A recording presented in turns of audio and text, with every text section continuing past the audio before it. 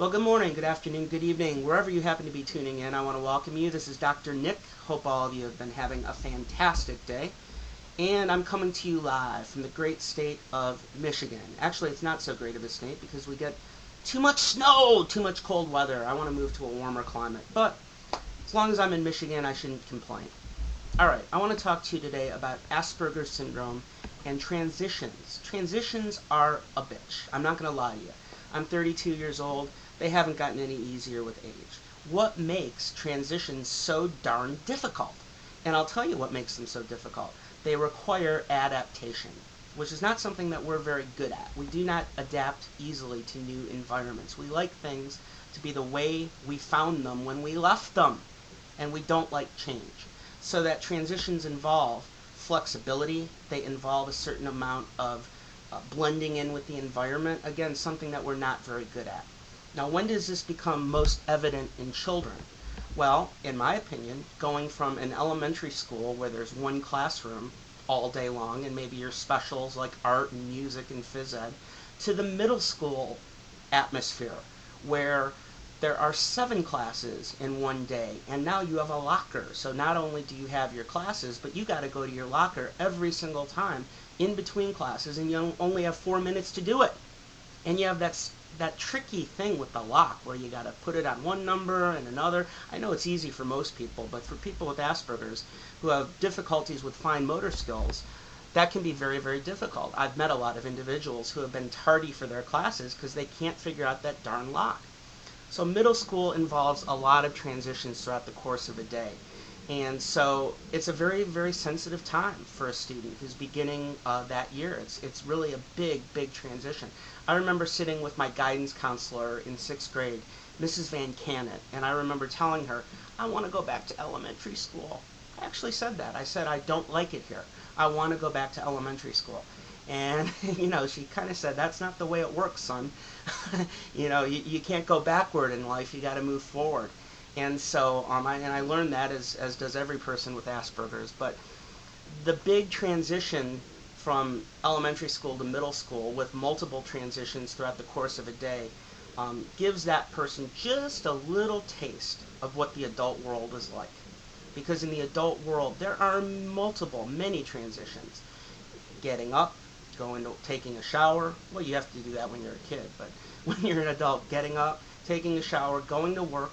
Now, once you're at work, you probably have, 10 or 11 different work activities that you have to do. Maybe you have a meeting in the morning, maybe you have to meet with your boss afterwards, then you probably have clients to meet with, then you have lunch, then you have this, then you have this, then you have this.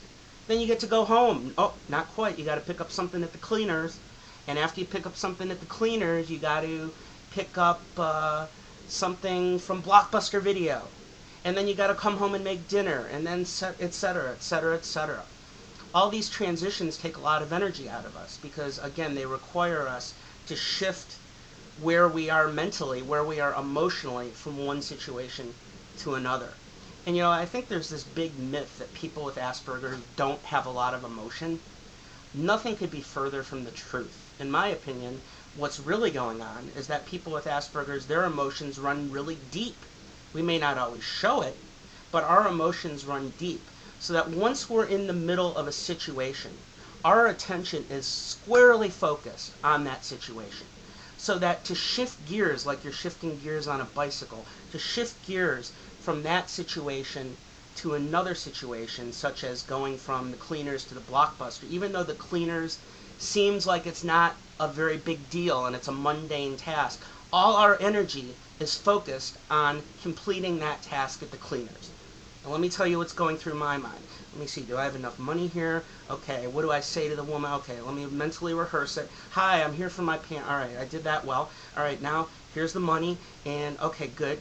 So I'm coaching myself through that situation. So believe it or not, by the time I've walked out of the cleaners, I'm actually a little bit exhausted. That was a little bit of a mental activity for me. Getting into the cleaners and paying, getting my pants, and leaving. Now, let me give you an analogy. I can play tennis for 2 hours and be a lot less tired than what it takes to go into the cleaners and pick up my pants. Because playing tennis comes purely instinctively to me. but going into the cleaners requires a lot of step-by-step breakdown in my mind. So you might say, well, why are transitions so difficult? Because every task that we do that has a social component to it really requires a tremendous amount of concentration. And it requires us to kind of become emotionally invested because we have to be so concentrated. So our emotions go with us. So I think you really have to be sensitive to that. And I think that a lot of parents make the mistake of having their child come home and boom, new activity. Let's sign them up for Boy Scouts. Let's put them in basketball lessons or whatever, swim lessons, tennis lessons.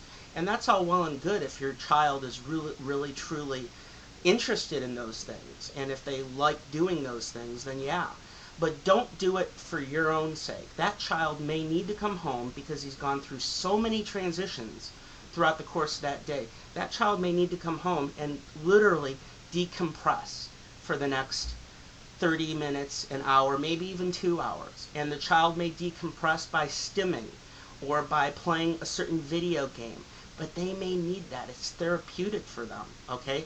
They're plugging into something that's intimately familiar, where they don't have to mentally rehearse at all. It comes naturally to them, the stimming, the video games, and it's a release. It's a release and it's a recharge at the same time. So you really have to be sensitive to your child after they've had a long day in middle school and they've been bullied all day and harassed and God knows what else has happened. You really need to let your child decompress, do something silly, whatever it is, and then let them return to reality. I'll tell you, when I come home from a stressful day, what do? I watch old tennis matches. It could be a match I've watched 20 million times. I don't care. I know what's going to happen. I know how the points are going to play out. That's why I'm watching it, because it's very, very familiar to me. So, again, if you're a parent, keep that in mind. If your son or daughter is very tired, and you'll know that they're tired, but don't force them to do an activity just because you want them to. Let them take the lead. They're going to have their special interests anyway. They're going to have things that they're truly interested in. So let them take the lead. And if they're not taking the lead, you might want to give them a little bit of time after the school day ends. But eventually, you might suggest that, hey, there's this meteorology club meeting somewhere. Do you want to join it? Okay? And that's the way to go, in my opinion. There are going to be some more videos coming up in the future. If you have comments, leave them. And I appreciate your company once again. Thank you.